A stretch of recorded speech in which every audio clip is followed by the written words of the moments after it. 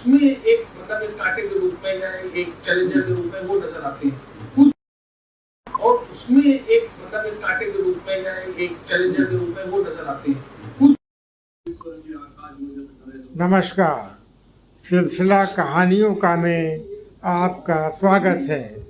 मैं हूँ राजेश गुप्ता और आज कहानी सुनाता हूँ रावण के जन्म की कथा भाग 2। अगस्त्य मुनि ने कहना जारी रखा। पिता की आज्ञा पाकर कैकसी विश्रवा के पास गई। उस समय भयंकर आंधी चल रही थी। आकाश में मेघ गरज रहे थे। कैकसी का अभिप्राय जानकर विश्रवा ने कहा कि भद्रे, तुम इस कुबेल में आई हो। मैं तुम्हारी इच्छा तो पूरी कर दूंगा, परंतु इससे तुम्हारी संतान दुष्ट स्वभाव वाली और क्रूर कर्मा होगी। मुनि की बात सुनकर कैकसी उनके चरणों में गिर पड़ी और बोली कि भगवान, आप ब्रह्मवादी महात्मा हैं। आपसे मैं ऐसा दुराचारी संतान पाने की आशा नहीं करती, अतः आप मुझ पर कृपा करें। कैकसी के वचन सुनकर मुनि विश्रवा ने कहा कि अच्छा, तो तुम्हारा सबसे छोटा पुत्र सदाचारी और धर्मात्मा होगा। इस प्रकार कैकसी के 10 मुख वाले पुत्र का जन्म हुआ, जिसका नाम 10 ग्रीव रखा गया। उसके पश्चात कुंभकर्ण, शूर्पणखा और विभीषण के जन्म हुए। 10 ग्रीव और कुंभकर्ण अत्यंत दुष्ट थे, किंतु विभीषण धर्मात्मा प्रकृति का था। अपने भाई वैश्रवा से भी अधिक पराक्रमी और शक्तिशाली बनने के लिए 10 ग्रीव ने अपने भाइयों सहित ब्रह्मा जी की तपस्या की। ब्रह्मा जी के प्रसन्न होने पर 10 ग्रीव ने मांगा कि मैं गरुण, नाग, यक्ष, दैत्य, दानव, राक्षस तथा देवताओं के लिए अवध्य हो जाऊं। ब्रह्मा जी ने तथास्तु कहकर उसकी इच्छा पूरी कर दी। विभीषण ने धर्म में अविचल मुनि का और कुंभकर्ण ने वर्षों तक सोते रहने का वरदान पाया। फिर 10 ग्रीव ने लंका के राजा कुबेर को विवश किया कि वह लंका छोड़कर अपना राज्य उसे सौंप दे। अपने पिता विश्रवा के समझाने पर कुबेर ने लंका का परित्याग कर दिया और रावण अपने सेना, भाइयों तथा सेवकों के साथ रहने लगा। लंका में रहने लगा।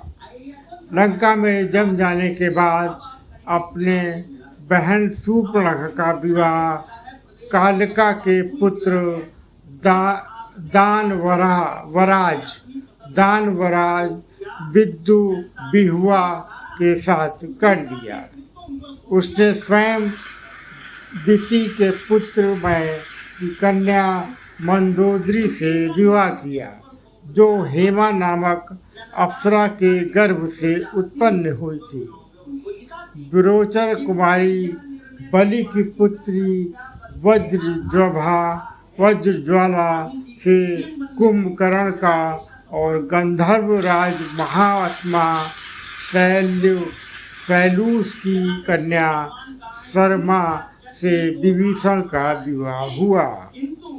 कुछ समय पश्चात मंदोदरी ने मेघनाथ को जन्म दिया, जो इंद्र को परास्त कर संसार में इंद्रजीत के नाम से प्रसिद्ध हुआ। सत्ता के मध्य में रावण उच्छृंखल हो देवताओं, ऋषियों, यक्षों और गंधर्वों को नाना प्रकार से कष्ट देने लगा। एक बार उसने कुबेर पर चढ़ाई करके उसे युद्ध में पराजित कर दिया और अपनी विजय की स्मृतियों से के रूप में कुबेर के पुष्पक विमान पर अधिकार कर लिया। उस विमान का वेग मन के समान तीव्र था। वह अपने ऊपर बैठे हुए लोगों की इच्छा अनुसार छोटा या बड़ा रूप धारण कर सकता था। विमान में मणि और सोने की सीढ़ियां बनी हुई थी और तपाए हुए सोने के आसन बने हुए थे। उस विमान पर बैठकर जब वह सरवण नाम से प्रसिद्ध सरकंडों के एक विशाल वन से होकर जा रहा था तो भगवान शंकर के पार्षद नंदीश्वर ने उसे रोकते हुए कहा कि दशग्रीव इस वन में स्थित पर्वत पर भगवान शंकर क्रीड़ा करते हैं, इसलिए यहाँ सभी सुर असुर यक्ष आदि का आना निषिद्ध कर दिया गया है। नंदीश्वर के वचनों से क्रुद्ध होकर रावण विमान से उतरकर भगवान शंकर की ओर चला। उसे रोकने के लिए उससे थोड़ी दूर पर हाथ में शूल लिए नंदी दूसरे शिव की भांति खड़े हो गए। उनका मुख वानर जैसा था। उसे देखकर रावण ठहाका मारकर हंस पड़ा। इससे कुपित हो नंदी बोले कि दशानन, तुमने मेरे वानर रूप की अवहेलना की है, इसलिए तुम्हारे कुल का नाश करने के लिए मेरे ही समान पराक्रम, रूप और तेज से संपन्न वानर उत्पन्न होंगे। रावण ने इस ओर तनिक भी ध्यान नहीं दिया और बोला कि जिस पर्वत ने मेरे विमान की यात्रा में बाधा डाली है, आज मैं उसी को उखाड़ फेंकूंगा।